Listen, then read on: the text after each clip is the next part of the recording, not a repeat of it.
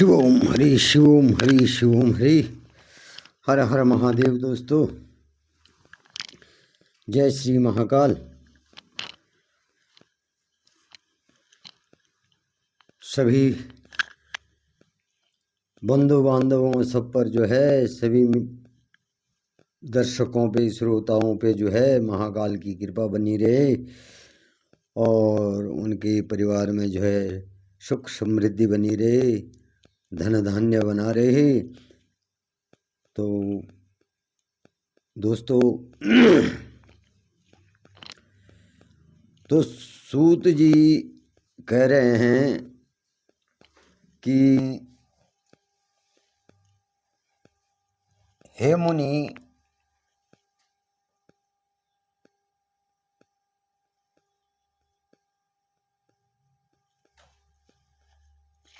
अब सूत जी का और सनत कुमार का जो है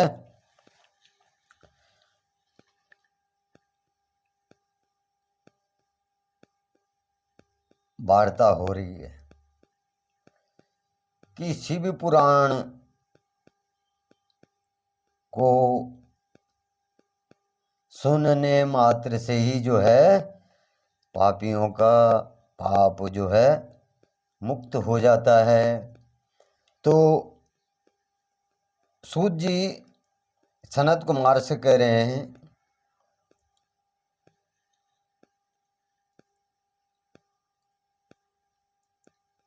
कि हे मुनि, शिव की साधना का महात्म्य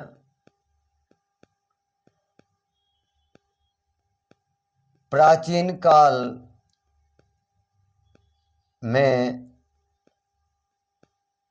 जो किया जाता था, मैं आपको उस साधना का जो है वृतांत बताता हूँ, आप ध्यानपूर्वक सुनिए।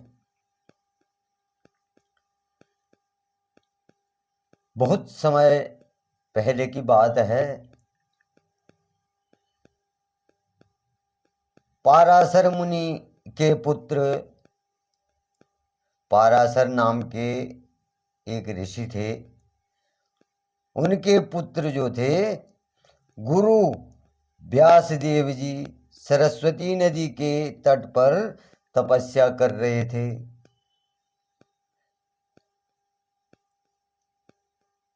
सरस्वती ने व्यास जी के पुत्र जो थे वो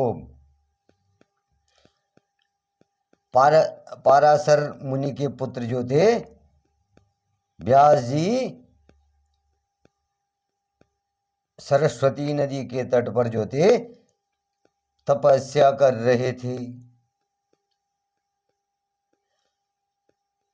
और एक दिन सूर्य के समान तेजस्वी विमान से यात्रा करते हुए भगवान सनत कुमार वहां जा पहुंचे।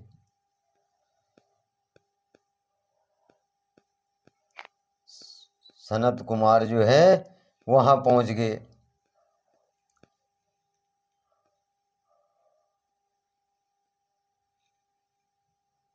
और जो व्यास देव जो थे वो अपने ध्यान में मग्न थे। जब वो उनका ध्यान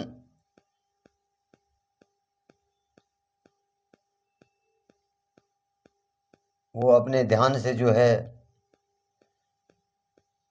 जागृत हो गए, जग गए, तो उन्होंने अपने सामने जो है सनत कुमार जी को देखा। सनत कुमार जी जो है बैठे हुए हैं। सनत कुमार जी ने जो है उनका ध्यान नहीं तोड़ा, उनके ध्यान में जो है विघ्न पैदा नहीं किया। तो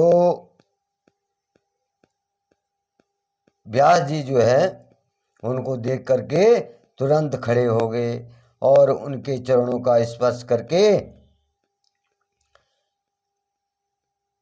उन्हें अर्घ देकर योग्य आसन पर विराजमान किया। उनको जो है उनके हाथ पैर धुला करके जल चढ़ा करके जो है फिर उनको जो है उनके आसन पर बिठा दिया, विराजमान कर दिया उनको। और प्रसन्न होकर सनत कुमार जी से गंभीर वाणी में बोले,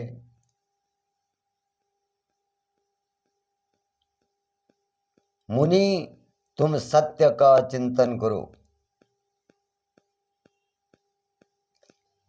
सनत कुमार जी जो है व्यास जी मुनि से कहते हैं कि हे मुनि तुम सत्य का चिंतन करो।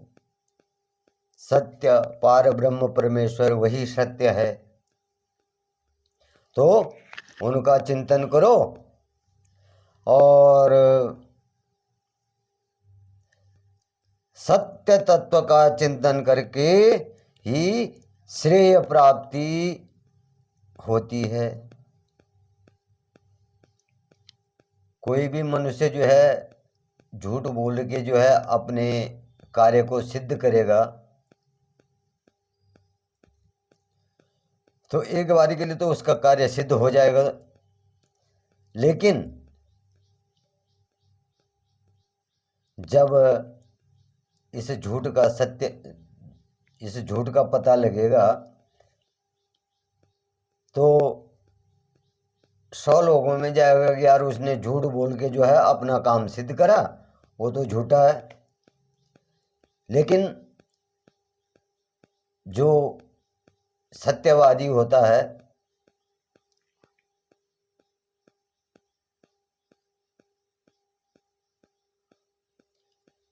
जो सत्यवादी होता है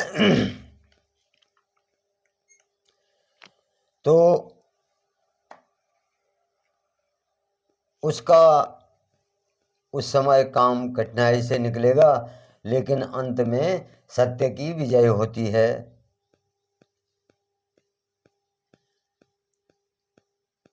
तो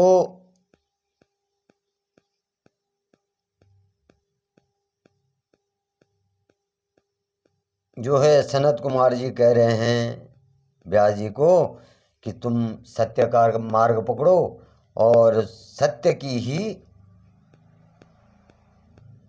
सत्य तत्व का ही चिंतन करो और तुम्हें जो है कल्याण का मार्ग प्रशस्त हो जाएगा।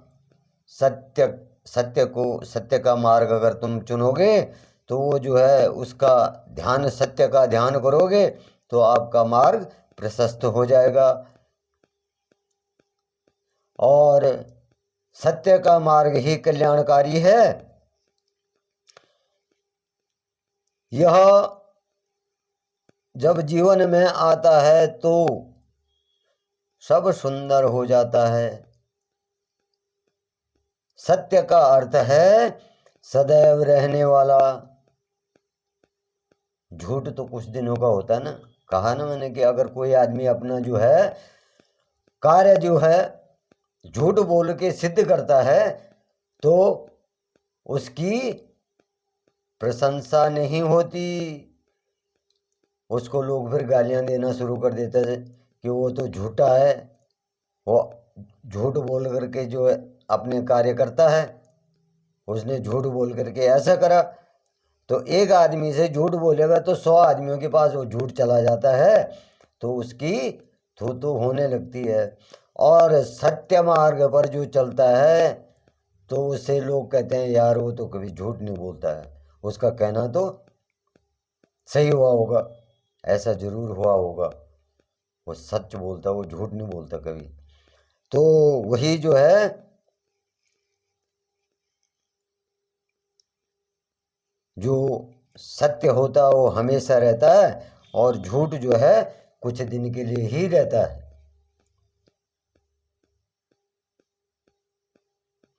जो सत्य बोलता है तो उस पे काल का प्रभाव भी नहीं पड़ता है। जो सत्य बोलता है उस पे काल का प्रभाव भी नहीं पड़ता है। यह सदा एक समान ही रहता है। सत्य बोलने वाला हमेशा एक समान रहता है। सत्य हमेशा एक है। तो तब सनत कुमार जी जो है ऋषि व्यास को आगे समझाते हुए कहते हैं कि हे महर्षि, सत्य पदार्थ भगवान शिव हैं, महाकाल हैं। सत्य पदार्थ जो हैं महाकाल हैं, महेश्वर हैं, दीनानाथ हैं, जो अपने भक्तों को हमेशा कष्टों से बचाते हैं और उनके पाप मुक्त हो जाते हैं। तो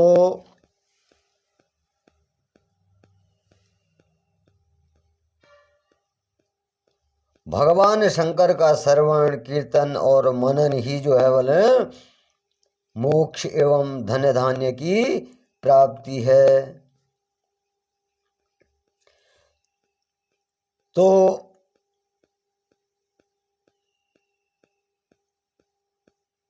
पूर्व काल में बोले मैं दूसरे अनेकानेक साधनों में भ्रम में पड़ गया। सनत कुमार कह रहे हैं कि जो है पूर्व काल में बोले मेरा दिल जो है भ्रमित हो गया और मैं घूमता घूमता वाले तपस्या करने मंदराचल पर जा पहुंचा। जिस मंदराचल पर जो मंदराचल जो है समुद्र मंथन में लाया गया था। मंदराचल का जो है मथनी बनाई थी समुद्र मंथन के लिए। देवता और दैत्यों ने जब समुद्र मंथन किया था तो उस समय मंदराचल पर्वत को जो है मथनी के रूप में और शेषनाग को रस्सी के रूप में लाया गया था। तो वही मंदराचल पर जा पहुंचे सनत ऋषि और कुछ समय बाद भगवान शिव की आज्ञा से सबके साक्षी तथा शिव गुणों के स्वामी नंदी केश्वर वहां आए और जब वो तपस्या करने लगे तो भगवान शंकर के जो गण और नंदी महाराज जी जो हैं वहां पहुंच गए जहां जो है सनत कुमार जी तपस्या कर रहे थे। और स्नेह पूर्वक मुक्ति का साधन बताते हुए बोले कि भगवान शंकर का श्रवण कीर्तन और मनन ही मुक्ति का स्रोत है। अब वो गण जो है और नंदी महाराज जो है सनत ऋषि से कह रहे हैं कि तुम तपस्या तो कर रहे हैं लेकिन महाकाल का ही नाम जो है महाकाल की तपस्या करने से जो है आपको मुक्ति प्रदान हो जाएगी। यही मुक्ति का मार्ग है। और भगवान शंकर की श्रवण कीर्तन और मनन से ही मुक्ति प्रदान होगी।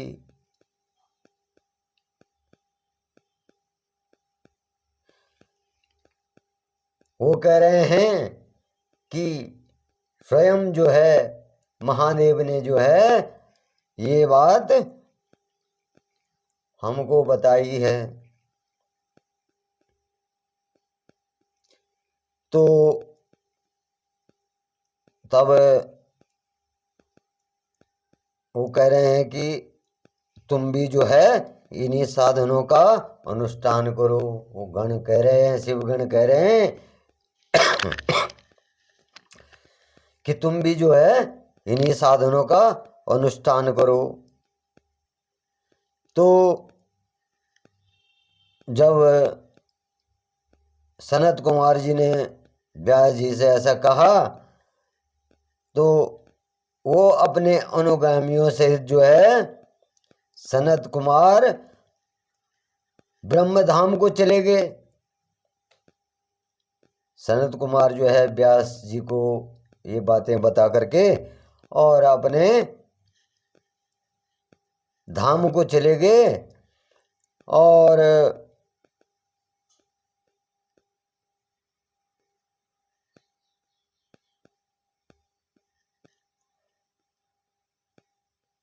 तब व्यास जी कह रहे हैं कि इस प्रकार उत्तम वृत्तांत का संक्षेप में मैंने वर्णन किया है।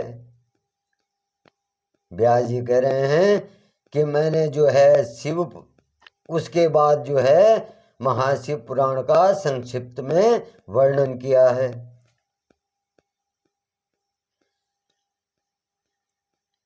अब ऋषि बोले,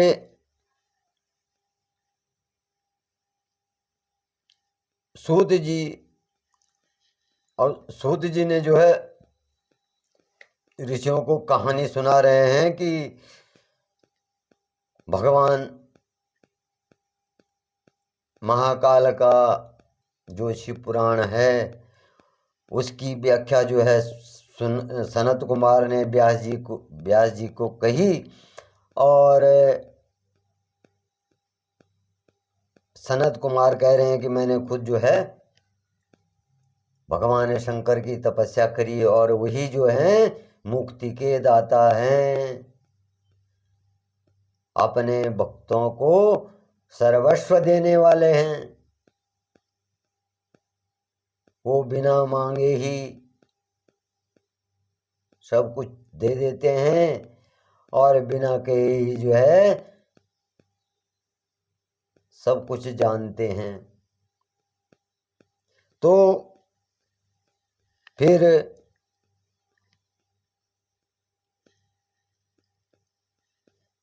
ऋषि बोल रहे हैं, हे सूत जी, आपने श्रवण कीर्तन और मनन को मुक्ति का उपाय बताया है, किंतु जो मनुष्य इन तीनों साधनों में असमर्थ हो वह मनुष्य कैसे मुक्त हो सकता है।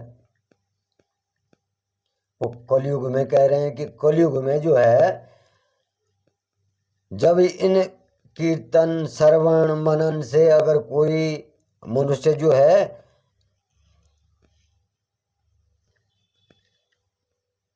नहीं करता, हो नहीं सुनता है, तो उसका उद्धार कैसे होगा।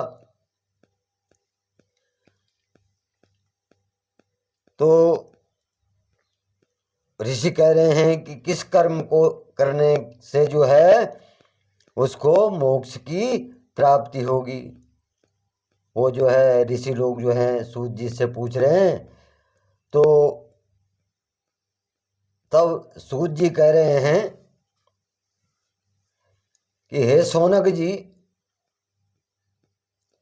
श्रवण कीर्तन और मनन जैसे साधनों को करना प्रत्येक के लिए जो है सुगम नहीं है।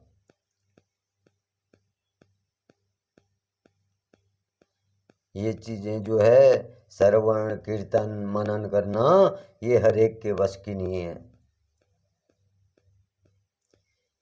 इसके लिए केवल योग्य गुरु और आचार्य चाहिए।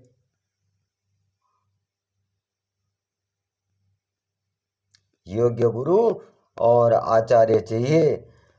गुरु मुख से सुनी हुई वाणी मन की शंकाओं को दग्ध कर देती हैं। मतलब जो यहाँ पर कहा गया है कि दूसरे के मुख से, गुरु मुख हो या आचार्य हो या गुरु हो, तो उनसे उनकी कही गई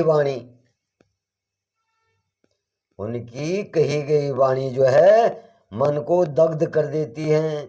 मतलब मन में जो शंकाएं होती हैं उनको दाग देती हैं, नष्ट करने की कोशिश करती हैं उनकी वाणी। तो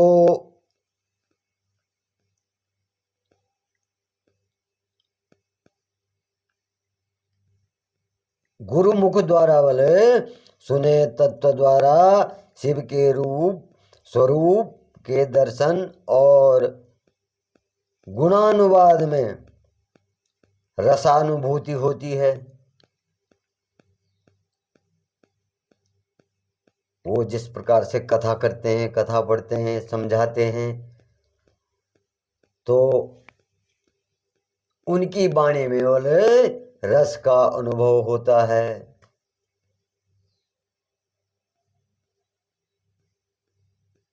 वो उस समय जो है इतनी मीठी वाणी बोलते हैं कि बहुत सारे लोग बैठे रहते हैं, जनता बैठी रहती है, और वो जो है गुरु जो है शिव महापुराण की कथा पढ़ते हैं तो उसमें दो चार बातें और भी समझा देते हैं जो कि मनुष्य के हृदय में भीग जाती, समाहित हो जाती हैं। तो जो है सूत जी शौनक ऋषि जी से कह रहे हैं, और तभी जो है बोले भक्त जो है कीर्तन कर पाता है। और यदि ऐसा कर पाना संभव न हो तो मोक्षार्थी को चाहिए कि वह भगवान शंकर के लिंग एवं मूर्ति की स्थापना करके रोज उसकी पूजा करे। शिवलिंग की स्थापना करके अगर वो जो है कीर्तन मनन और श्रवण नहीं कर सकता है तो वो जो है शिवलिंग की स्थापना करे और रोज जो है उस पे जल चढ़ाए और वहाँ पे जो है भगवान शंकर के नाम की पूजा करे। महाकाल की पूजा जो है लिंग स्थापित करके करे। और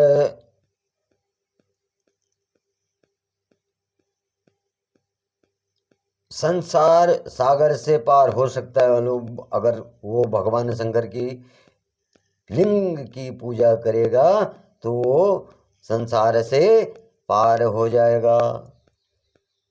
तो संसार सागर से पार होने के लिए इस तरह की पूजा आसानी से भक्ति पूर्वक की जा सकती है।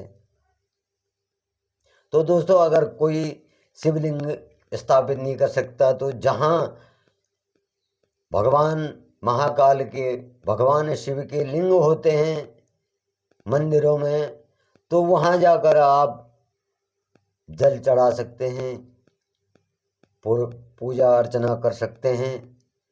तो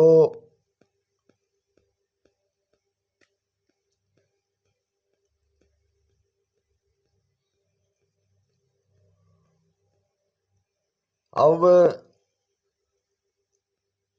भगवान शंकर को बोले पुष्प धूप वस्त्र गंध दीप तथा पुआ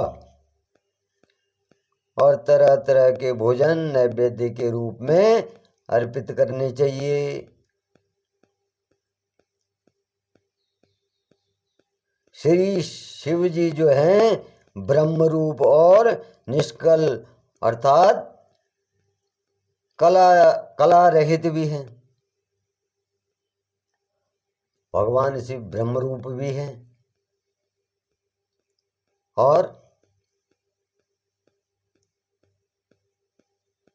कला रहित भी हैं, निष्कल भी हैं। मनुष्य इन दोनों स्वरूपों को जो है पूज सकता है, पूजते ही हैं। जो शिव भक्त होगा वो तो दोनों रूपों को पूजता है। ब्रह्म भी वही हैं और शिव भी वही, महाकाल। तो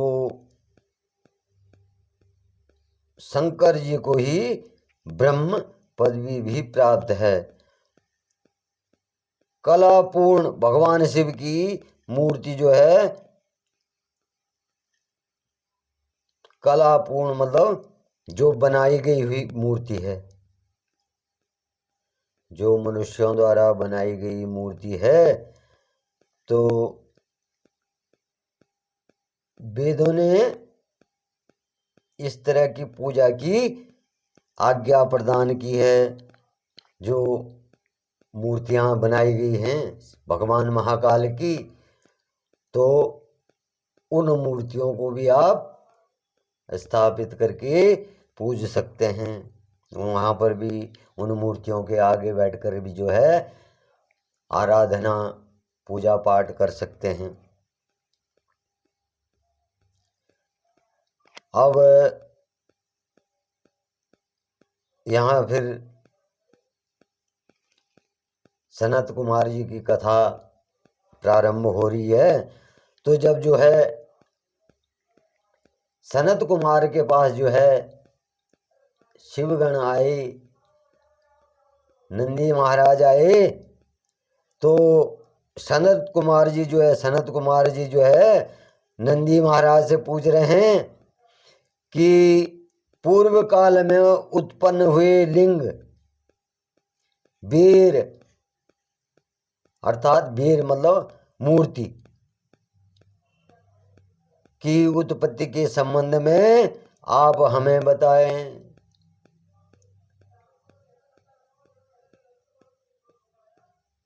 तो सनत कुमार जी जो है नंदी महाराज से कह रहे हैं कि जो है आप जो है लिंग और वीर अर्थात मूर्ति के बारे में हे नंदीश्वर हमें बताएं।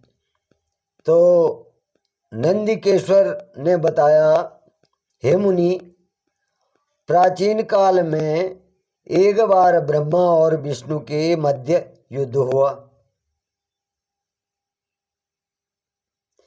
ब्रह्मा और विष्णु के मध्य जो है युद्ध हुआ और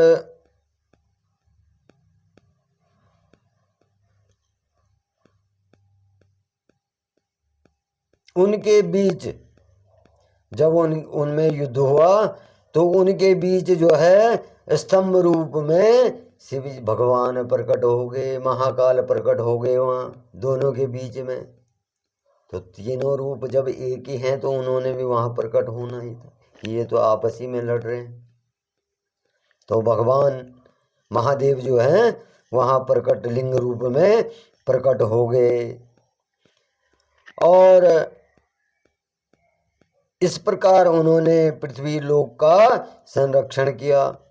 अगर वो दोनों आपस में लड़ते तो संसार का विनाश हो जाता। तो संसार का संरक्षण करने के लिए जो है भगवान शिव जी जो हैं, भगवान महाकाल, उनके दोनों के बीच मध्य में खड़े हो गए स्तंभ रूप में। तो और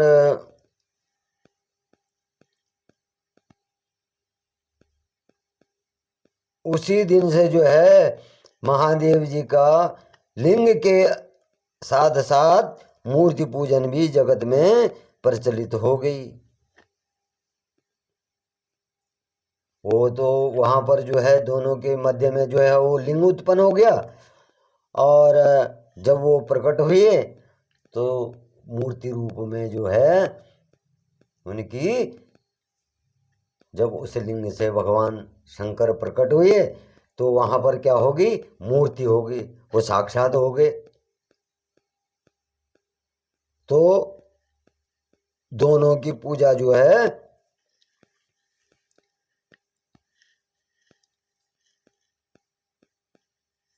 की जाती है, मूर्ति पूजा भी की जाती है और लिंग पूजा भी की जाती है।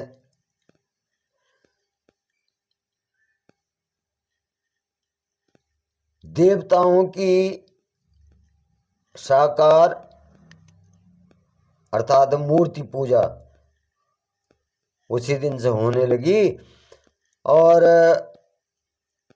जो अभीष्ट फल प्रदान करने वाली थी मूर्ति, जो थी अभीष्ट फल प्रदान करने वाली थी, शिव के लिंग और मूर्ति दोनों ही रूप पूजनीय है। तो भगवान महाकाल के दोनों ही रूप जो हैं पूजनीय हैं। तब जो है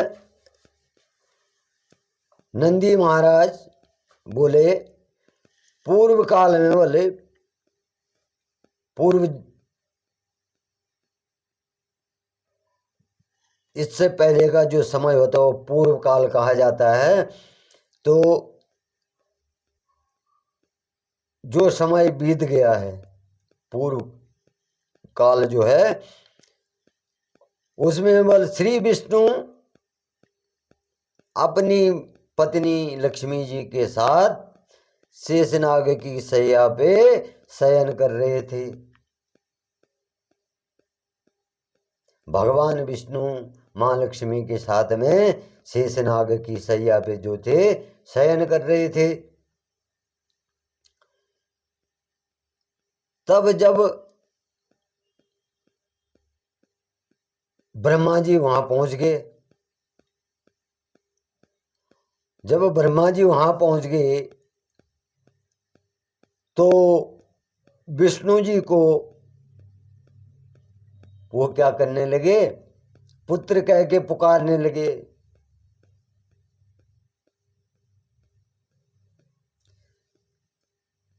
जब ब्रह्मा जी उनको पुत्र कह के पुकारने लगे और कहने लगे, पुत्र उठो, मैं तुम्हारा ईश्वर तुम्हारे सामने खड़ा हूं।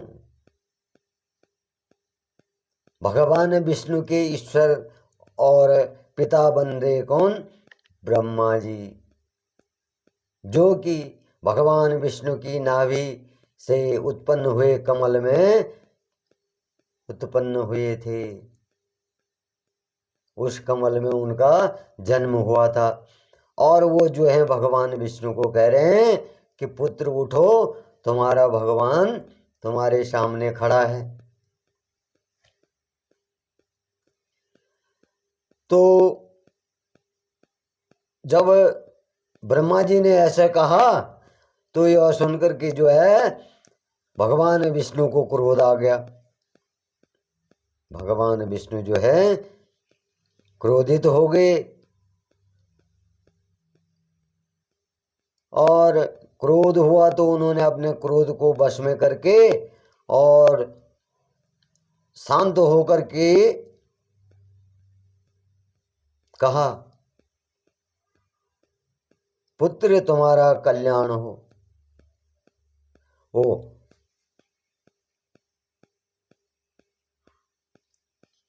वो भी कह रहे हैं कि पुत्र तुम्हारा कल्याण हो।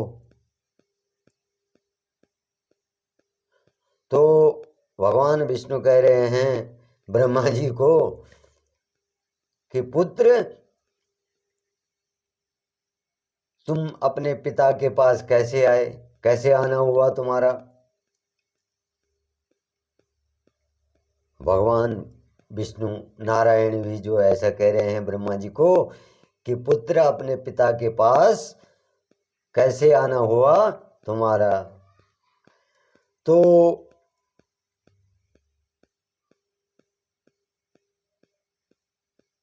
इतना सुन करके और ब्रह्मा जी कहने लगे कि मैं तुम्हारा रक्षक हूं और सारे संसार का जो हूं पिता हूं, पिता मैं हूं।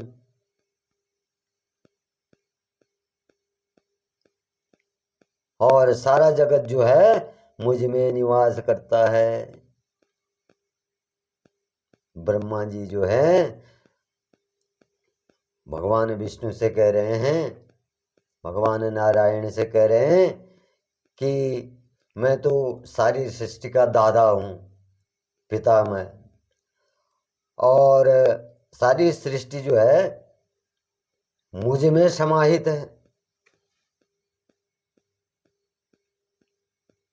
सारी सृष्टि मुझ में समाहित है, मेरे अंदर जो है निवास करती है। और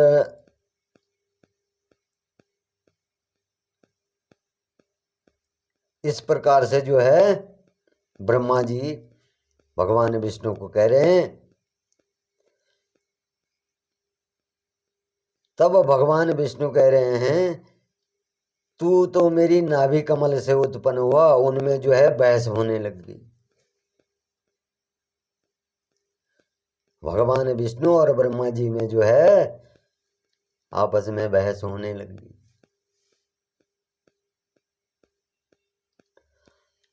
और तब भगवान विष्णु कह रहे हैं तू तो मेरी नाभि से प्रकट हुआ है, मुझसे ही ऐसी बातें कर रहा है। और इस प्रकार दोनों में विवाद हो गया, विवाद होने लग गया।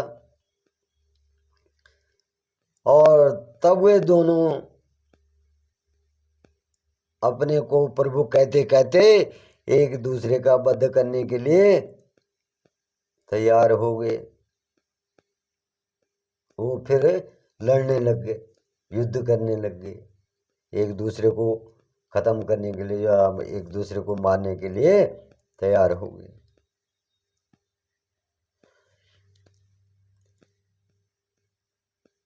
हंस और गरुड़ पर बैठे दोनों परस्पर युद्ध करने लग गए। हंस ब्रह्मा जी का वाहन हंस, जैसे सरस्वती का वाहन हंस है उसी प्रकार जो है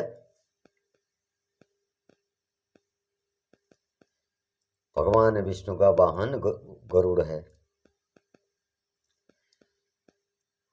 अब जब वो युद्ध करने लग गए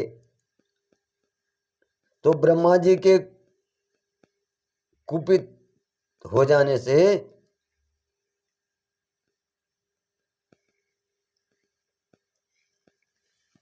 ब्रह्मा जी और भगवान नारायण क्रोधित होकर के लड़ने लगे। तो अपने अस्त्र शस्त्र चलाने लगे और वहां जो है भयंकर युद्ध हो गया दोनों में। तो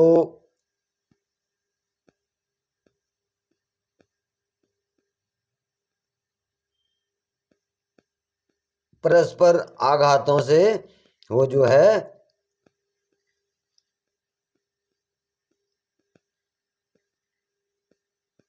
उनके जो है परस्पर आघात से, मतलब जब वो अपने अस्त्रों शस्त्रों को चलाने लगे तो जो है देवतागण जो हैं, देवगण जो हैं वो जो है चिंतित हो गई, चिंतित हो गए। और उनमें हलचल मच गई कि ब्रह्मा जी और विष्णु जी जो है आपस में लड़ रहे हैं। वो तो अस्त्र शस्त्र से लड़ रहे हैं। तो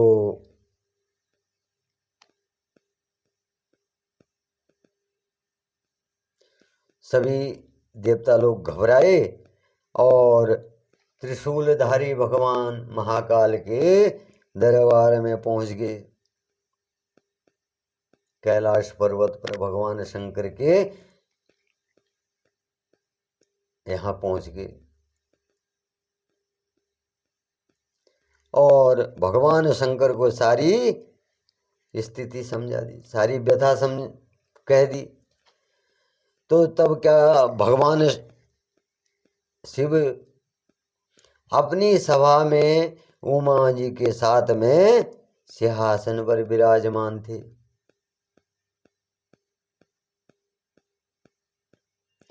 और जब देवता लोग जो हैं सारी कथा को लेकर के महाकाल के पास गए कि हे महाकाल,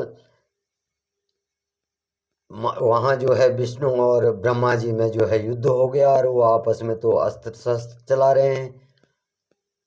तो भगवान शंकर क्या हुए, मंद मंद मुस्काने लगे। तो दोस्तों,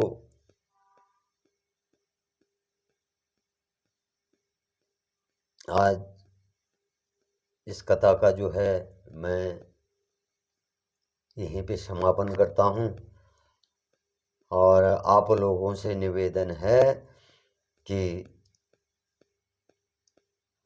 इस कथा को जरूर देखें, जरूर सुने। सनातन धर्म की यही प्रवृत्ति है।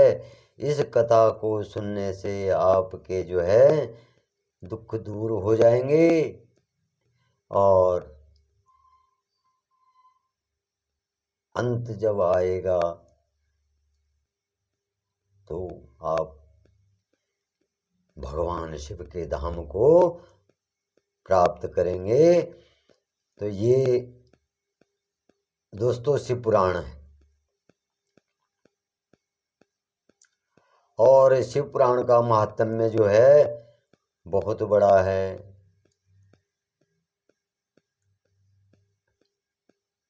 इसका जो है तिरस्कार नहीं करना चाहिए। अगर कोई भी शिव पुराण या शिव कथा कर रहा है तो उसको जरूर सुनना चाहिए ध्यान से। ये नहीं है कि पांडाल लगा दिया और वहाँ बैठ गए और जो है वहाँ पर कई तरह के कार्यक्रम हो रहे हैं, ऐसा नहीं है। आप अपने घर में भी जो है आज के साधनों द्वारा आप अपने घर में बैठ के भी भगवान महाकाल की कथा को सुन सकते हैं। आजकल एक से एक ज्ञानी हैं जो शिव कथा का प्रवचन करते हैं। तो दोस्तों, जय श्री महाकाल, हर हर महादेव। आप सभी के परिवार में सुख शांति बनी रहे। हर हर हर महादेव। जय श्री महाकाल।